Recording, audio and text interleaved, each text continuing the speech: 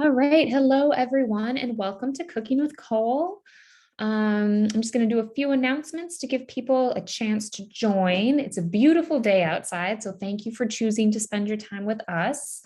We have a very interesting menu planned today, braising and caramelizing. Just a few heads up, the library is returning to new extended hours. Most of the branches will be open every day, and the Beatley Library will be extending its hours Monday through Thursday until 8 p.m. We will also begin indoor programming for some programs starting April 4th. If you know someone who's interested or who needs ESL, we are starting our in-person ESL classes right off the bat. So please let them know that those will be resuming on Tuesdays and Thursdays from 10 to noon. We also have technology that's still circulating from the library, mobile hotspots, Chromebooks. And if you're getting your garden ready, we do have those soil testers that you can send in a sample of soil and get it tested to see what's in your garden before you start growing. All right. Well, I don't want to take up any more time because we have a very fun afternoon planned. It's all yours, Kole. Sounds good. Well, happy Saturday, everyone. Welcome back. This is kind of a fun one today. I wanted to do a class like this for a little bit. And with the cold streak of weather we had this past week, I thought I didn't think I was craving these kinds of dishes. And so, like Ruth said, we're going to be playing with glazing and caramelizing. And seemingly they come off as kind of difficult things to accomplish, but really it's nothing too crazy. And so we're going to be doing a miso braised sweet potato that is going to be more on the caramelized side. And then we're also going to be doing easy glazed pearl onions. And I have some here. They're really adorable. They're easy to find at grocery stores, but you can get them crazy cheap if you go to different kinds of Asian or Mexican markets. That's where I got mine. And to pair with both of those things, we're making something I'm calling lively lentils. And the flavor is going to be really bright and citrusy. And we're going to be using a Meyer lemon, which I think is a lot of fun. A Meyer lemon is a cross between a tangerine and a lemon. So it has a little bit of sweetness there, and the acidity doesn't have a really prominent bite to it. It's a bit muted. And so I think that's going to go really well with the lentils. And as a garnish to all of those things, we're going to be making a chive oil. And if you've gone to a nicer, higher end restaurant, a lot of times you'll see chive oil plated physically on your plate or over your food. And it has a fairly mild flavor like chives do. But what is archetypal about it is it's really bright. It's like this neon green sauce. And so I've always thought that I wanted to use it in a recipe. And so I thought today's the day. So why not do it? It's a bit of a busy one in the kitchen today, though. I'm using every single burner.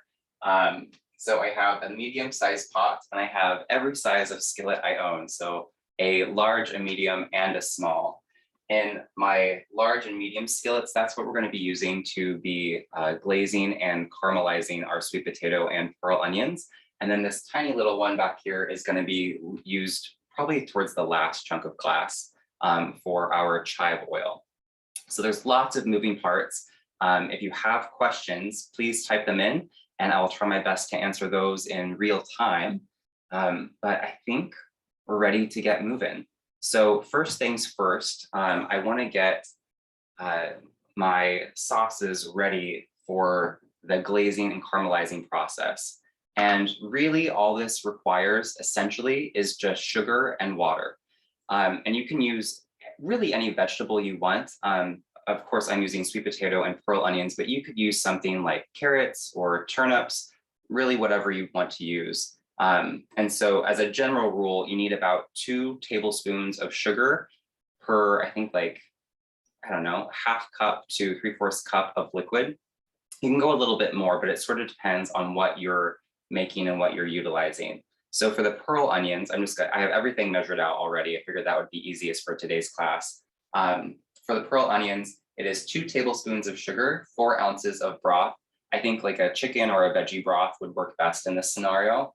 A teaspoon of tamari, which is a kind of soy sauce that is made without the use of wheat, so it's naturally gluten-free. I'm not gluten-free, but I find the flavor is really delicious. I'm also using a ½ teaspoon of bouillon paste. If you don't have that, just a single cube will be fine. And also a 1/4 teaspoon of black pepper. So all of those things are in this one here. I'm going to add this to the medium-sized skillet because I want all of that to start to be absorbed in the liquid. And my heat setting on here is, I'm going to raise it right now, but I'm going to take it to a medium.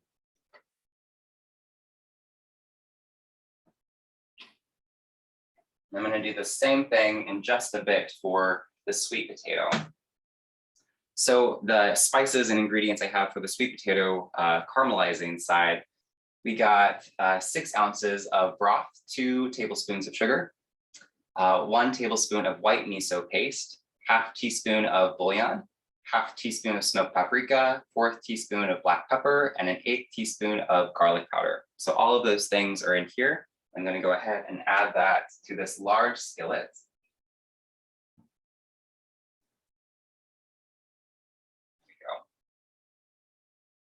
So I find for best results with this, you want to do or make sure that everything, for the most part, is incorporated in the water. So everything needs to be dissolved and ideally homogeneous. The miso paste is a little bit trickier to work with. It's on the thicker side. We've used it before in different classes. What's great about it is basically like the perfect example of like really good umami. And so I think that with the sweet potato and the paprika, all of those flavors are going to mesh quite well.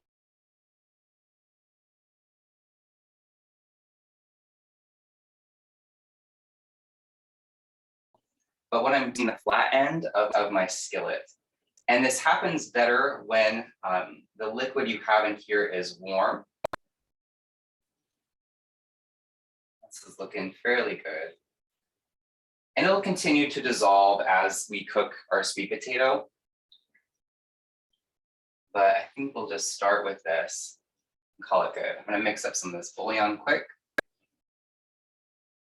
And really the hard part's done with that. It just needs to hang out and get ready. So if you can see on, I'm going to switch it out here. This camera, I have a bowl of some pearl onions that I've already taken off the outer skin. And pearl onions are so cool. They come in these different varieties. Basically the regular onions that you find at the grocery store, you can find in pearl size. So it looks like we have some white onion, some red onion, and some sweet onion, also called a yellow onion. And I'm mainly just using the white and the yellow onions. And how you do this is, just like a regular traditional onion, you're going to cut off the ends. And then with your knife, be mindful. You're going to make a little incision along the outer side. And you want to make sure that you don't go too deep, because if you go too deep, when you go to peel off this outer skin, what can happen is it's already really small, right? So if you go too far in, you're just going to continue to peel back all of those layers. And we don't want them too tiny because they're a little bit unruly and unmanageable to work with. So I'm just going to add, I think, one more to this mix. I'll do a yellow onion. So again, chop off the sides, do a little cut just past that first layer or so. You can find, looks like I need to go a little bit deeper, but you can find pearl onions in the frozen section, and they should be already shelled. I believe they're blanched, which means that they were boiled first and then put in an ice bath immediately afterwards and then frozen. I've used these a handful of times in the past, and I think for this they would work, but the caveat is because they've been blanched, the cooking time is going to be a little bit less, which could be a good thing if you're hoping for that. But I find texturally, the texture of unfrozen, unblanched pearl onions are really good. And so I'm going to add this amount here to my medium-sized pan. Let's set this off to the side over here.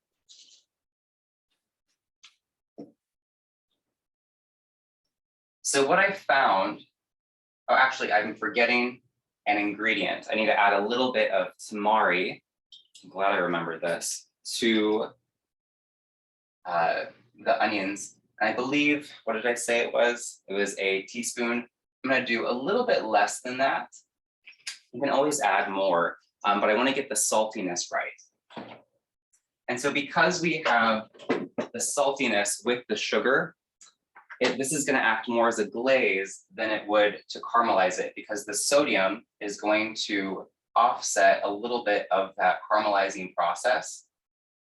And as a general rule of thumb, whenever you're glazing or caramelizing something with this method, where you use a chunk of liquid or broth and some sugar, ideally you want your veggies, as they sit in your skillet, is to be like halfway or less full of your liquid. So that way the liquid can sort of steam and cook whatever veggie you have in your pan. And then as that liquid reduces, it also begins to create a caramelizing process or a glazing process. And so you get more on the caramelizing side when you have a really starchy ingredient, something like a carrot, or in this case, a sweet potato, because starch eventually will break down into sugar. And then those sugars, in the presence of the correct kind of heat, usually long and slow and low, is going to caramelize a carrot or a sweet potato. And so that is the method that we're going to be using with this guy today. And so this is going to be kind of cool. I just want to give this a stir quick. Make sure everything's looking good, and it is. I'm going to turn up the heat on my large skillet, because I want to start to see ideally some steam forming so that this is moving at a good pace. And I think I'm seeing it now. That's good. So we'll start with our sweet potato, our braised sweet potato. This is just a regular, normal sweet potato. And I find for this recipe, a sweet potato on the wider side is ideally what we're looking for. And so because it is such a starchy, like kind of a dense vegetable, you want to have a really sharp knife, and also be mindful in the way that you're utilizing the knife. So we talked about this last week. Instead of just going straight down, you want to create downward pressure, but also glide your blade forward. And that's going to help with cutting through that really dense sweet potato. So I'm going to chop off these ends. I'm going to discard those. I'm actually going to shift my cutting board, because the surface here that I have, this counter, it actually folds down, and I want a really sturdy surface. So I'm going to use my marble one. So what I'm going to do first, it takes a little bit of effort, but I'm going to line up my knife with the middle of the sweet potato, and just that same process. So I'm going downward pressure and trying my best to glide the blade forward. If it resists on you, that's okay. You don't want to force it too much. I'd rather you be safe and mindful. It takes a little bit of time. And voila, that's a really clean cut for a sweet potato. So that's down the center. Now, what we're going to try to do, it's a bit trickier, is this flat edge here, and then this curvy outer edge. I'm going to hang on to the outer curvy edge. And ideally, I'm trying to measure out with my knife a width that is a little bit less than a half inch, maybe not less, exactly a half inch is good. But if it's too thick, it's going to take a little bit too long to cut, or long to cook, sorry. And so since I don't have a lot of surface area to hang on to, I'm just sort of wiggling my knife back and forth. And what you're left with, it's a bit thicker on this end piece, but you have sort of these sweet potato steaks. And so this outer edge, I'm just not going to use for right now, but I'm going to try to do the same thing. And so if you see on this one, the base here is a little bit wider than the top here, and I'm fine with that, because that means that the surface area that it's sitting on here is going to be more sturdy, and I want sturdy rather than convenient to hang on to.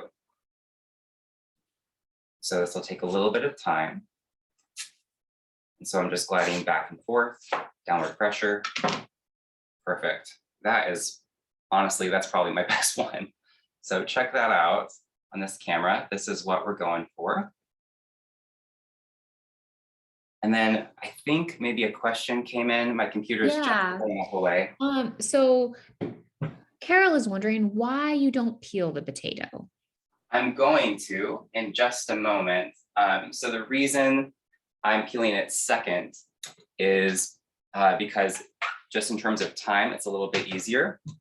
Also, when you go to peel a sweet potato, and you might have noticed this, there's sometimes a liquid that is released from them. It's a starchy liquid and it's a bit white, but it gets a little bit slippery. And so I didn't peel it because I didn't want to have my hand slip across that sort of wet, damp sweet potato with a sharp knife. And so that's why I prefer to cut it first and then just peel off the little outer skin here. And for me, this method works really well. If you have a better grip on a sweet potato, feel free to peel it ahead of time. But for me, I noticed that this is what feels safest. All right. So that skin is peeled off. Now this next step isn't like, I don't know, I would say that it's not 100% needed. Visually, I find that it's fantastic, and also texturally, it helps with the cooking process. So I'll probably use this one first. What I'm gonna do is create these little cuts, these little hash cuts going at an angle. And what I'm trying to do is make a relatively fine incision that are about, I don't know, let's say a 1/4 inch away from each other. And I'm going back and forth. And one of the reasons I'm doing this is these tiny cuts have two purposes. One is that as this is cooking in that liquid that we have in the skillet, it's going to be able to cook the sweet potato a little bit more efficiently. And also, when we go to ultimately broil this at the end, what you ideally will see is that there are these little, the marks in here are like visually very cool, and it also crisps up a little bit more. So the depth of these cuts, I'm not doing the best job, but you want them a little bit less than, I would say, halfway through your potato. I'm just gonna set this one in here. This one too. It also is a good practice for your knife skills. The one thing that I do notice is that, I don't know if you can see as well on this camera here, but you see how this end is just slightly taller than this end here. So because of that, I have to have my cuts go a little bit deeper on this side than on this side, because it's just physically thicker than this side. And again, it doesn't need to be perfect, but I'm always going for accuracy and improving my knife skills. And I really do think, I've said it before, that when you're able to have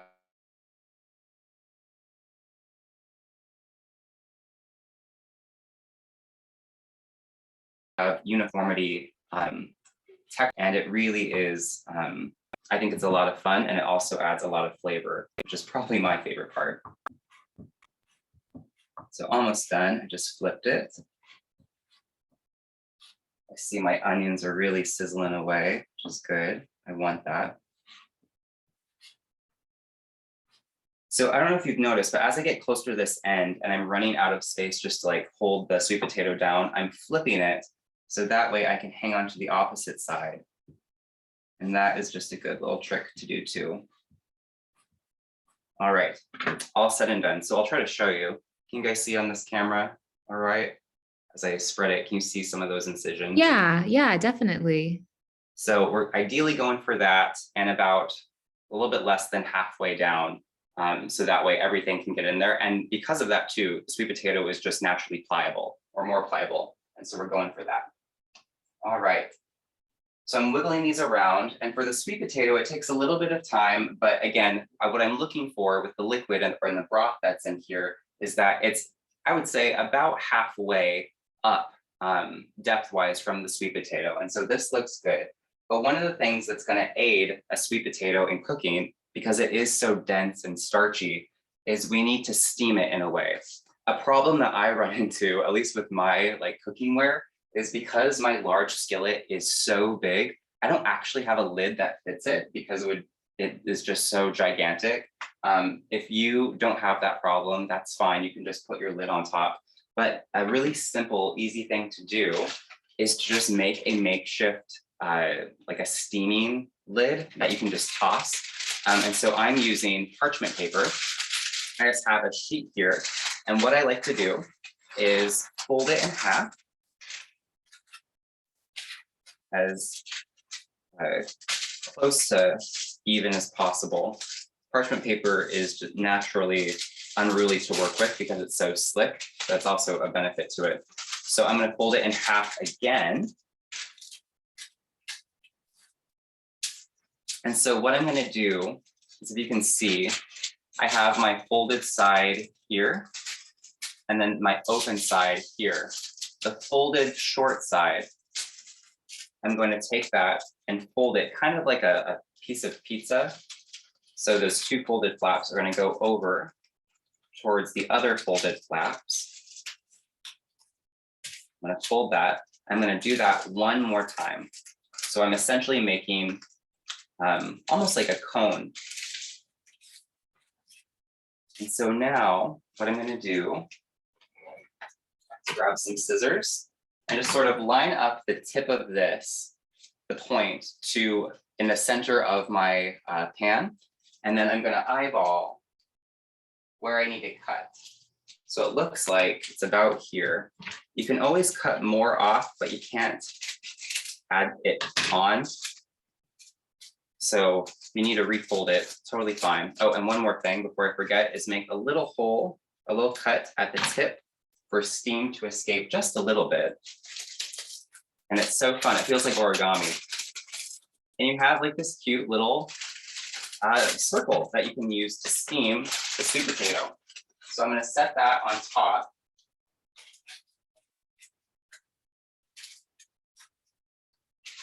And press it just a little bit in that liquid. So I'm going to turn down the heat for my onions because they're moving just fast enough. And they look really good. So what's happening is that sugar, or that liquid, is reducing, and the sugar, given enough time, is going to begin to caramelize a bit. And it's looking really good. So in about 10 minutes or so, I need to be mindful of the sweet potato because I have to flip it. So I'm going to grab a spatula before I forget. And then I think as that is cooking, let's go ahead and work on our lentils. So I'm using red lentils today. So they look like this. They're a really fun color. They're more orange than red. But the flavor is really mild, and red lentils are notoriously faster to cook than a green or a brown lentil. And so these will cook up in about 20 minutes or so, but I want them to be just underdone. And the reason is because I'm going to use some of the, because I'm adding in a chunk of liquid, so the juice from a lemon, I'm going to use the residual heat from the almost done lentils and the rest of the liquid and the juice from this lemon to rehydrate it. And the juice is going to infuse into the lentil and cook the rest of the way through. But one thing you want to do is to rinse your lentils, similar to rice, in cold water. You want to use cold and not hot, because if it's hot water, instead of getting the starch off, you're going to make it starchier, and we want to avoid that. So I'm going to rinse it once or twice in cold water, ideally until it runs slightly clear. So give me one moment.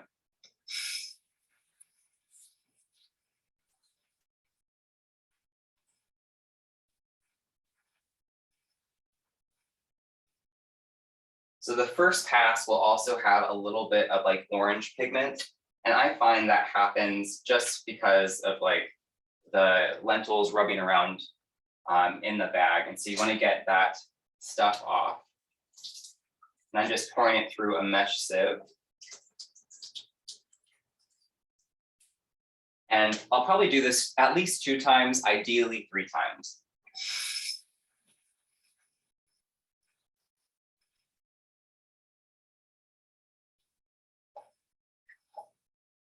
All right.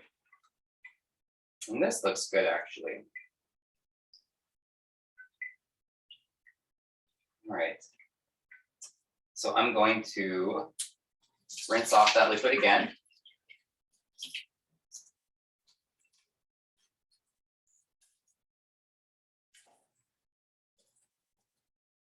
And I have the general rule for lentils, cooking wise, is 1 part lentils to 3 parts liquid.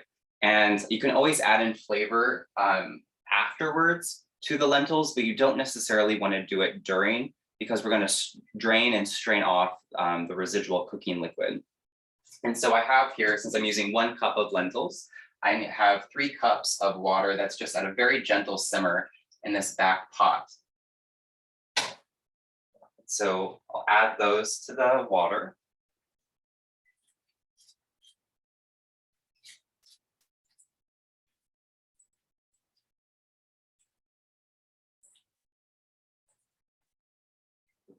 And give them a stir.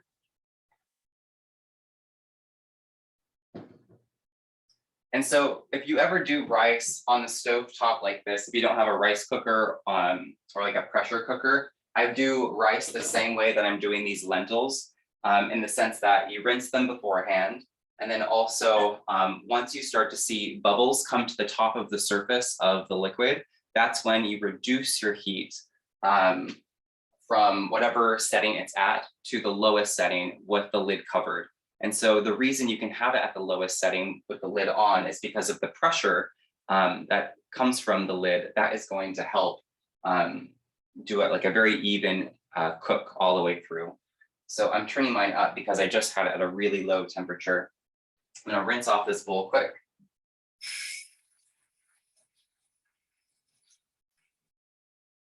I'm gonna dry it off partially.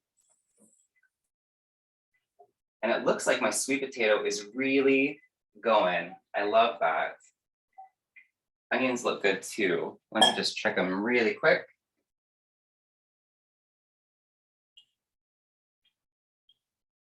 That looks great. So one thing you'll be able to tell is as the sweet potato is cooking, you can see that it gets a little bit more of like a deeper pigment than the top part. And that's because all the ingredients and the liquid is hydrating it and giving it a richer color.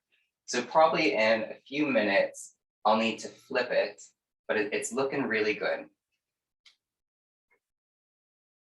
And the onions are doing okay too. Okay. So as the lentils are cooking, I need to start my timer for 15 minutes. I find that that is a good amount of time. What I'm looking for texturally with the lentil is that most of it is cooked all the way through. And because of the red lentil, you can see it really well. The center of it will still have a little bit of like a bright spot in it. Like it'll have that original lentil color. A lot of the color is leached out of it as they go to cook. So it's gonna get a little bit more muted in the look of it. And so we want to see if we have a little bit of that bright spot in there. And then that tells me that it's almost done cooking all the way through. There should be a little bit of a bite to it. And I like to test it around, I would say the 12, 15 minute mark.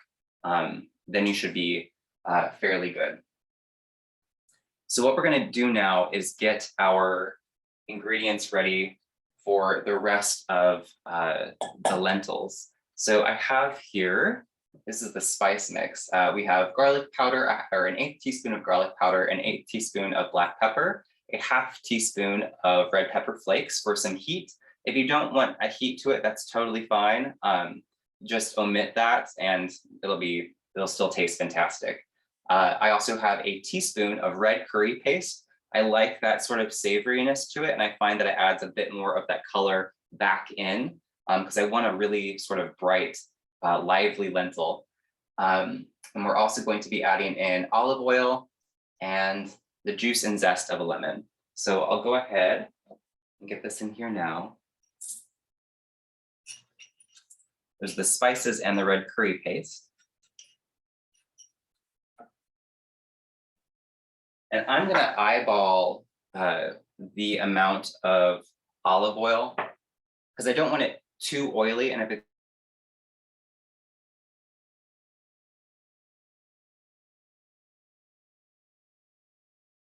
it's too oily right away into it. So again, I'm using a Meyer lemon. Meyer lemons look slightly different than traditional lemons in that they're a bit more orangey, and that's because they're a cross between that tangerine and lemon.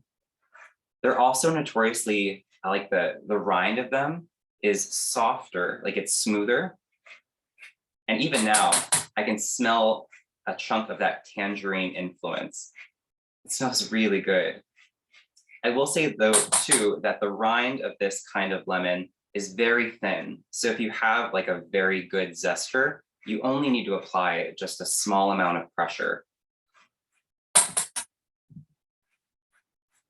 But all of those really fantastic, delicious flavors are in the rind of this lemon. And so I want them in here. Again, we've talked about this before, but if you go too deep and you get the pith, that white part underneath, it's okay if you get a little bit. Oh, 1 second. That's how you know it's a live show. My lentils just boiled over. 1 sec, guys.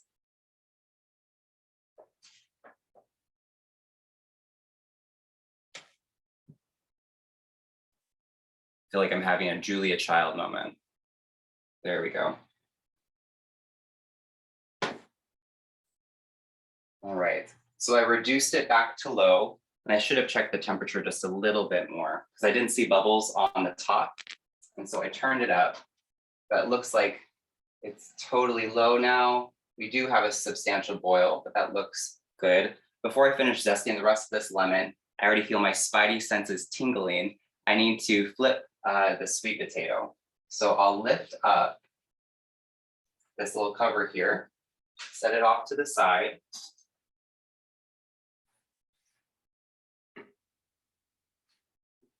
And it looks like I need to add just a little bit more liquid to the sweet potatoes. A chunk of it has boiled off, and that's fine. You can always rehydrate it.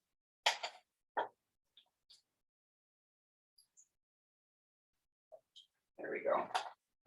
You don't want to add too much if you find that it's thickening up a bit faster than you anticipated, because it will just, it takes a bit to reduce. There we go. So I'm feeling, it looks like it's fairly soft on the one side. But yes, I'm glad I added just a bit more liquid to it. Okay. So we'll add that cover back on. We don't want too much of that steam escaping.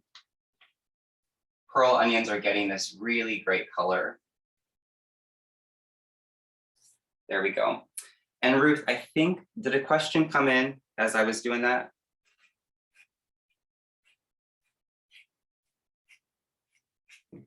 So yeah, we have some questions here. Are you ready? Yes. Where can you find a Meyer lemon in a regular grocery store? Is it that, can you find it there, or do you have to go somewhere special? I think you can find it at regular grocery stores. Meyer lemons are a little bit smaller, and I think we're starting to get close to the season of them, so you'll start to see them a bit more. I got this one at Trader Joe's, but if you just look in the citrus section, you might be able to find it. But they usually, I mean, I've seen them at Safeway, I've seen them at Harris Teeter. I think what happens though is they're just slightly more expensive than a regular lemon. And I don't know that a lot of people know about the tangerine influence to them. So I think if you don't have a Meyer lemon, absolutely fine. You can just use a regular old lemon. I just thought it would be really fun to add a bit more of those like citrusy, softer notes of the tangerine, as opposed to like a very stark lemony flavor. So you don't have to use a Meyer lemon, but if you find them at the grocery store, give it a try and you can tell the difference right out the gate. Set this right here. Okay, second question. Yes. When you go as small as 1/8 a teaspoon of spice, does it really make a difference in taste? I usually skip such small amounts. I am half in and half out of that camp. I agree, it's such a small amount. I was tempted to, for the pepper part of this, to mention like just add pepper to taste. But I do find, I think there was 1/8 teaspoon of garlic powder. When I was experimenting with the sweet potato recipe, if I added more garlic powder than that, I found that it took over a chunk of the flavor profile. I also tried it with raw garlic and like cooked it along with it. And garlic took over like the flavors that I was going for. I wanted more of the miso there, and I also wanted the smoked paprika flavor. And so hilariously, if I added any more of that, any more garlic, I found that it was just too loud personally for me. But good news is like with spices in particular, like whenever you're cooking, it's not like baking in the sense that sometimes you need like very specific amounts. For cooking, really it's sort of a suggestion. If there's like a flavor or a note that you're really hoping for, just play around with spices. They're not usually going to mess up your recipe too much. So if you want more garlic, use it. If you want to omit it entirely, that's absolutely okay too. I will remind the class that one of the sayings of this program is garlic and chocolate is something you measure with your heart. It's true. It's funny that I went so little with the garlic. It's hilarious. Yeah, I think of that all the time. All right, that's it for questions, Kole. Okay, cool. So we have the juice and zest of a lemon, all of those spices and the red curry paste are in here. So when the lentils are done, all we have to do is drain them and put it in here and give it a toss, and it should be good in about 3 to 5 minutes after it's sat there for a little bit. So I want to check these. It looks like the lentils are almost done. My timer says 6 more minutes, so that's good. Onions are starting to glaze up. I'm liking the stirring and the thickness that it's getting. The color is really pretty too. I'm going to reduce the heat just a bit, and let's check on these sweet potatoes.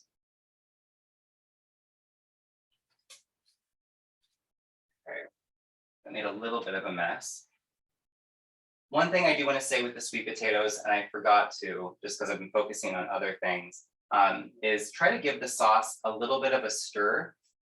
So I'd say on that 5-minute mark per side, try to incorporate a chunk of those spices and everything together and lift up the sweet potato from the base so that a bit more liquid can get into those cuts that we've made. So what I'm doing is I'm just taking the tip of my spatula and seeing if it can make just a small indent into the sweet potato. And it does look like it can. So I'm going to reduce my heat all the way to the lowest setting because I think these things are basically done. Just want to be mindful. I think that's good. Yeah. Yep, I'm happy with that. So now it's a little bit of like a timing game. I have here just a baking tray that I've lined with oiled tin foil. I think parchment paper will work too, but I find something a little bit more hardy is good for this. I'm going to start my broil on low and let that warm up. I'm going to get another hot pad so I can set this right here. I'm going to toss this cover that I've made. I've also made a mess I need to wipe up really quick. 1 moment.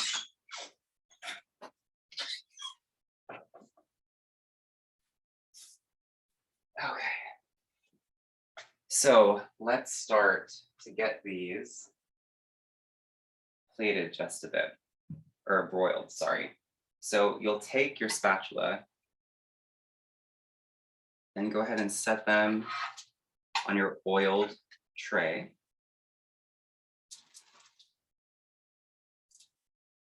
And move that back. So I find if you do just a little drizzle of olive oil on top, that's going to aid in the crisping up process. So before I put these in, I think I'll show you the slide before. So can you see how they're slightly deeper in color? They're a bit more orangey, and they're fairly soft and pliable. So I can do pretty good indents with my finger. It's very hot, obviously. But this is what they look like now.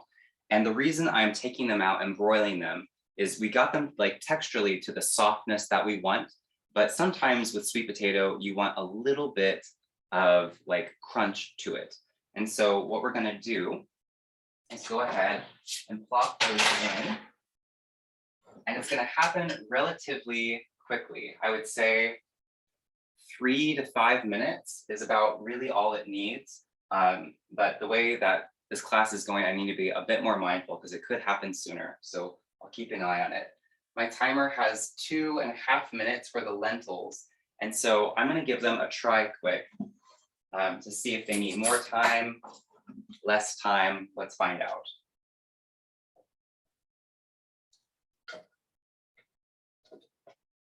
Okay, so the look of it is really good to me. You can see a lot of the color has come out of it, but I'll try to hold it up to this camera. Hopefully Yeah, we can see it. Maybe a little closer. Yeah. Oh, perfect. So I don't know if you can tell, but there's this little dot in some of them that's just slightly more, because the color is leached out, it's a bit more yellowy. And so we want that there, but just in a very small amount, and that's the bite to it, because we don't want it to be completely cooked. We just want a little bit underdone. So I'll blow on it. It's very hot. So yeah, I would say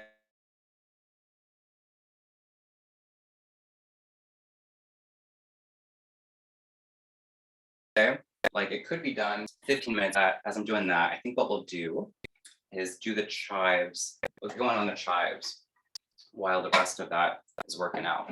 So I have a blender here, and to my blender, I'm gonna add a 1/2 cup of olive oil, because we're gonna get started on our chive oil.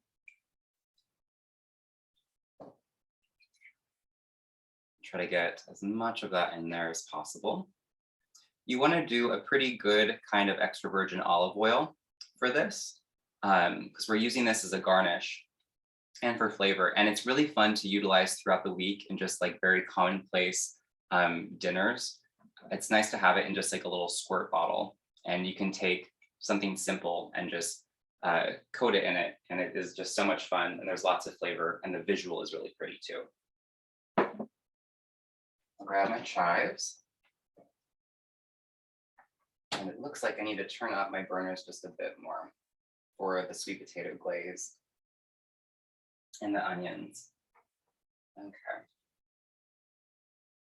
There we go. And the timer is going to go off right now. So I'm going to stop it. And what I'll do, I don't know if I can do it over here. I'll try. Actually, I don't know that I can. So what I'm going to do is dump a chunk. I'm going to do it in batches. I'm going to strain the lentils through a mesh strainer into here, and I'm going to transfer the lentils then to this bowl. And I couldn't tell, but did another question come in? Maybe I can answer that as I'm doing this. Or was it a comment? Yeah, sorry, I kept talking and I muted myself. So do you need to keep the other chives? The other chive? Do you need to keep the chive boil in the fridge?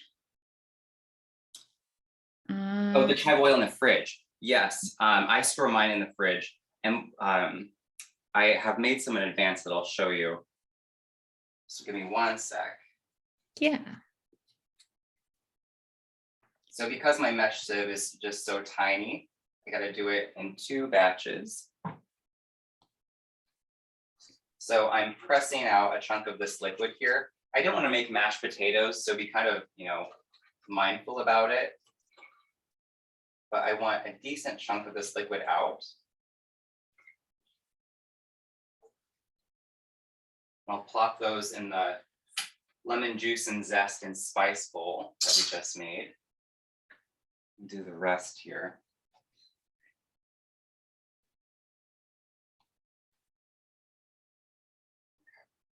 But yes, you can store your chive oil in the fridge. Sometimes what happens is if olive oil gets a little bit cold, sometimes it can get like dense in a way, like it congeals a bit. And so we don't want that, but it keeps well in the fridge. I'll show you mine in just a moment. Just trying to get out some of this liquid. Oh, shoot. I did not pay attention.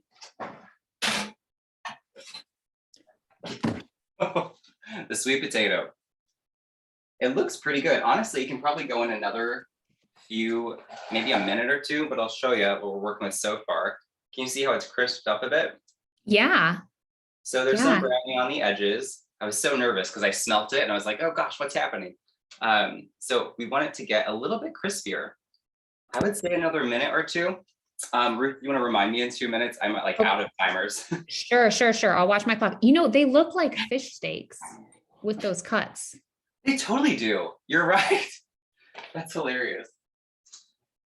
But yeah, and what's cool, I mean, again, back to the 8th teaspoon argument, you know, you can flavor them however you want. This is just a version that I found works pretty good, but I'm happy with it. So I'll stir these in a moment, but I need to use this again for the chive oil. So I'm gonna give it a rinse quick in my sink.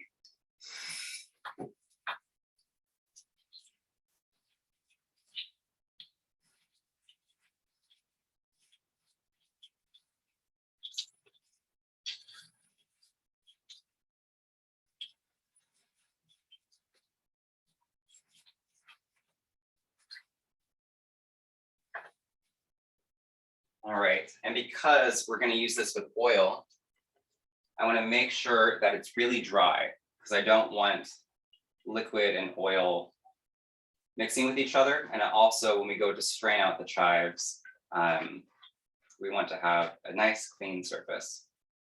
All right, so I'm good with that.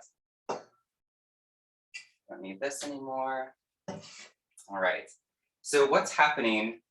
So the onions are still cooking. It's thickening up quite a bit, but I knew that it would take slightly longer because of the soy sauce that we added, because there's naturally, you know, really salty.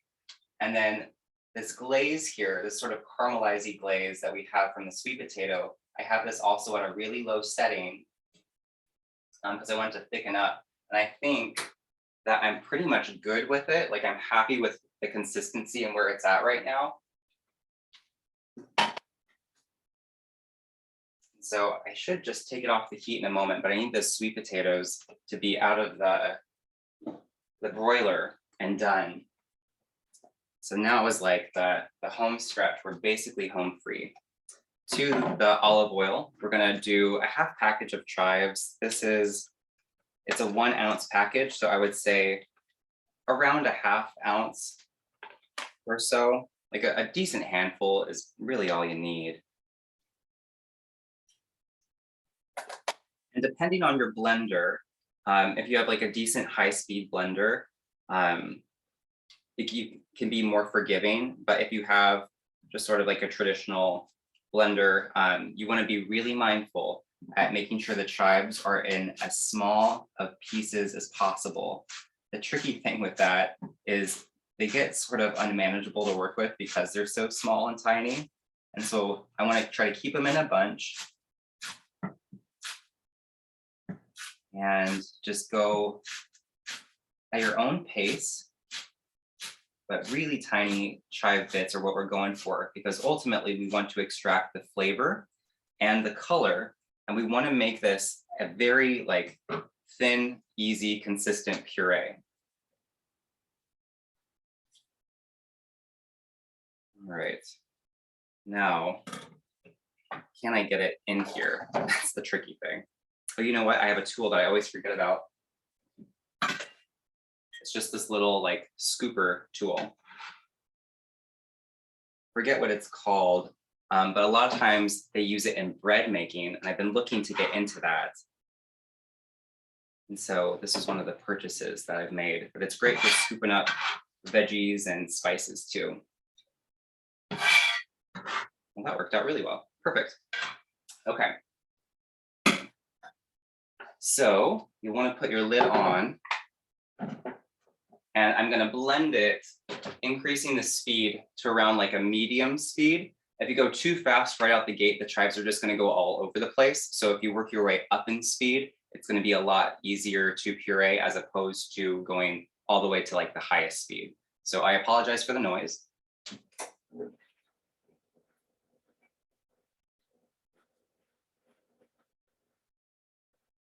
And it's gonna take a little bit of time, about a minute or two.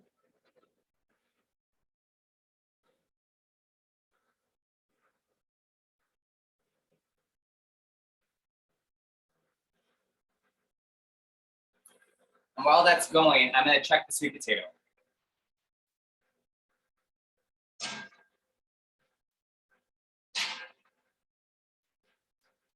It looks so good. It just needs a little bit more time.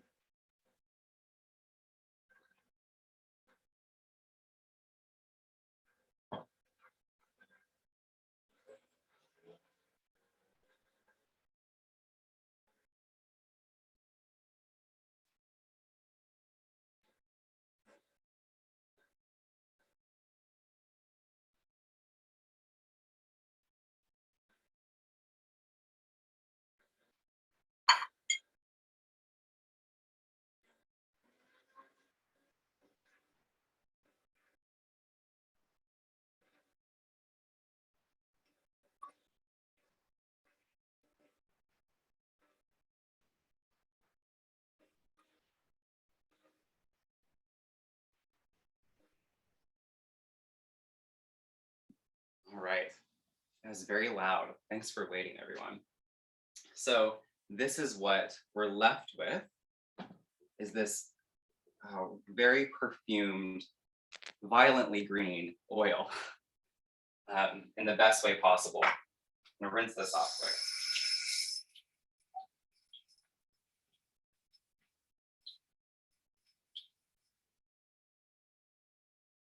Okay, one more quick peek.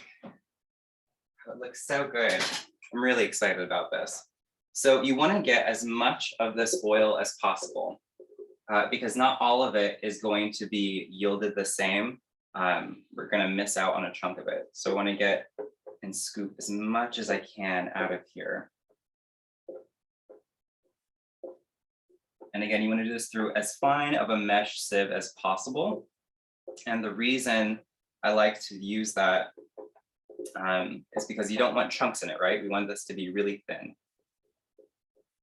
And I just realized that I did this a step too early, hilariously.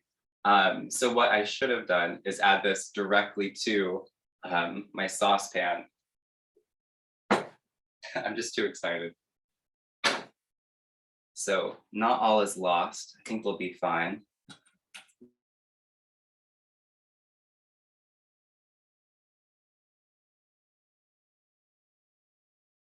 What I'm going to do is transfer, and we'll be fine.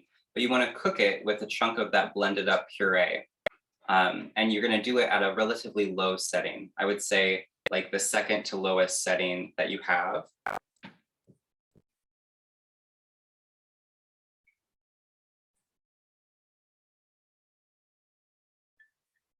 There we go.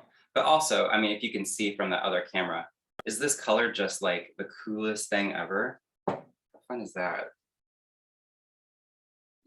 It does look really neat. I wouldn't say violent. I would say vibrant. Vibrant, yes. Okay, so I'm going to do that. That's fairly low. The temperature, ideally, we don't want to exceed a temperature of 175 degrees.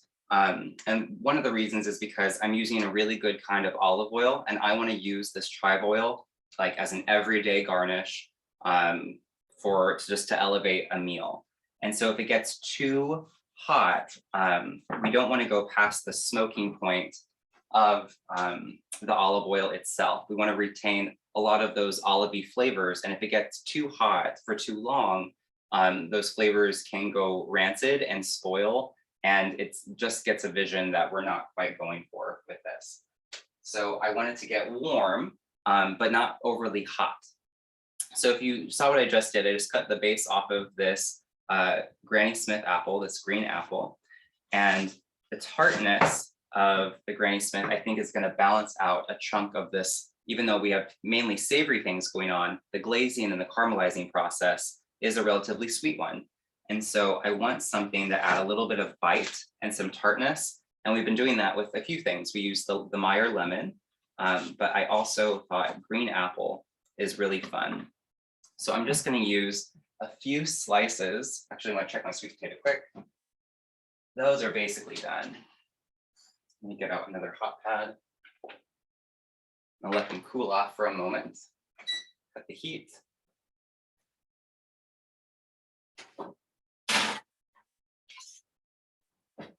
Oh, I'm very happy with this. Great. Oh shoot, you know what I forgot to do? I didn't stir the lentils into the stuff. I can do that now, that's okay.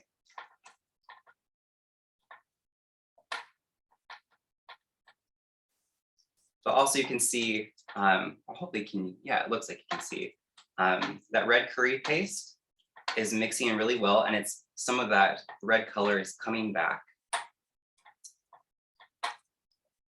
That's the first thing I'm getting is this hit of lemon. So like when you zest and juice a lemon, I really think that is just the best of both worlds. It smells, the perfume of it is fantastic. And it looks like these are still hot enough, so we're doing fine. And that color just came right back. Love that. So I'll let that hang out and sit. These are done. It looks like everything's basically done. We just are working on the chive oil and doing this green apple quick. So I want to make fairly thin slices, as thin as you can. And that same method applies. So downward pressure, but also glide your blade slightly forward.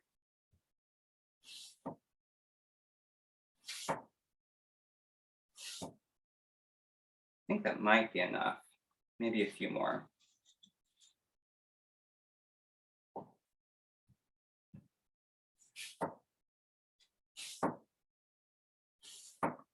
All right, this is good. So what I'll do is sort of create this fanning effect by just stacking these apple slices.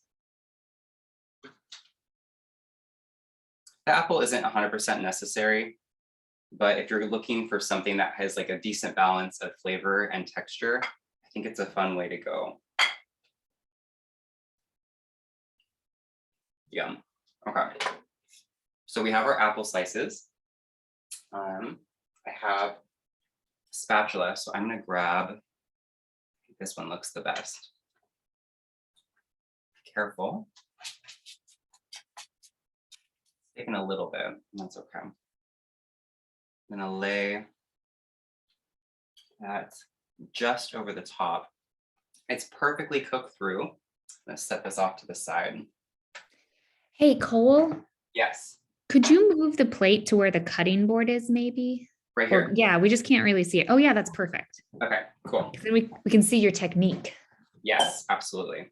Sorry. So we have the green apple here, sort of like a fanning, like a bed. And then we have our sweet potato that is caramelized on top. You can see it, but I'm also want to add some of this like delicious sticky glaze. And so this has like that miso and smoked paprika, an 1/8 teaspoon of garlic. That's all in there. And so with this, so you have the glaze, the sweet or the green onion, and then let's do the pearl onions. Probably need to use that spatula too. So this sauce is really thick and it's brown. Can you guys see that okay? Yeah, looks good. So I'll take probably the same spatula. They're very sticky. So those are gonna go right here. And because we cook the pearl onions low and slow for such a long time, even these caramelize because there's a starchiness to onions too, and especially yellow onions, also called sweet onions, those are the easiest to caramelize. And because we used tamari, like a really high quality soy sauce, that is ridiculous. It's so delicious. So what we'll do, I need to check my chive oil. Where's that spatula? Sorry, Cole, that was my bad. Nope, you're good. I just want to make sure temperature wise, that's pretty good. I'm gonna let it hang out for a moment. I'm missing something, yes. We're gonna do our lentils. just as like a little side. Ideally, I would just sort of cup them in like a nice roundish shape. And then we'll do the chive oil here in just a minute. I'm getting oil everywhere. Okay, everything's cut. So last step, be careful. You can see, actually, before I pull it in, can you see how, since we heated it up, a lot of that, the chlorophyll and the flavor has infused into the oil, where it's a deep color, and then the top bits of the chive that we pureed, those have floated kind of to the top. And so this step is, it's not 100% needed, but I find you get the best results out of it. And it also aids for really easy straining with this mesh sieve. So go ahead, pour that in.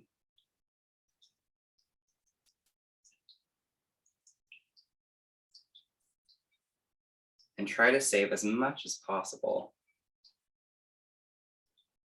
I really do wish there was smell-o-vision. Like, you're just robbed of like all the fantastic smells in here, like the lemon and the miso and the tamari and this. Like, it really is just a fantastic perfume. So don't press it too much, because we want to try to get as little amount of the blended up chive as possible in the sieve, but we also want to get as much of the oil. So maybe running it through twice is fine, but for time's sake, I'm just going to do it once here. I'm fairly good with that.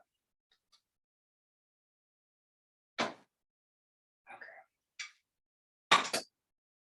So now all that's left is to grab a spoon, and I'll bring this more into the forefront. And you'll do a drizzle over pretty much everything. The apples, I think, are really pretty. And also some green on the lentils. And I think it's always fun because it's so vibrant. If you have a white plate and you do a little like drips on there, the color is fantastic. So here you go, folks. We have our miso braised sweet potato on a bed of green Granny Smith apple, savory glazed pearl onions, some Meyer lemon lentil with a chive oil. So how fun is that? That's a whole fun plate in an hour. That's great. And that's cool. Is this a vegan meal? Yes.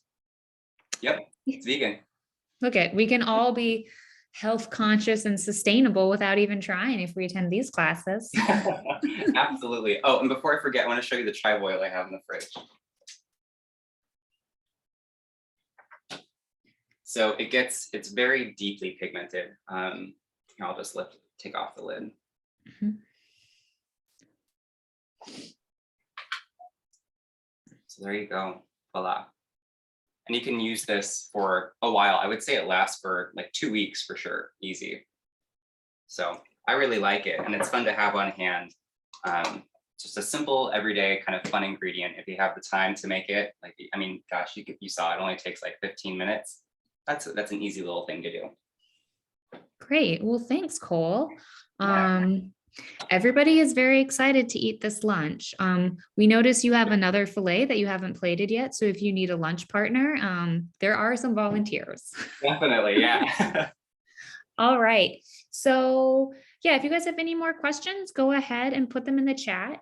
I noticed that some people are wondering about whether or not we'll still be doing Zoom since I mentioned in-person programming.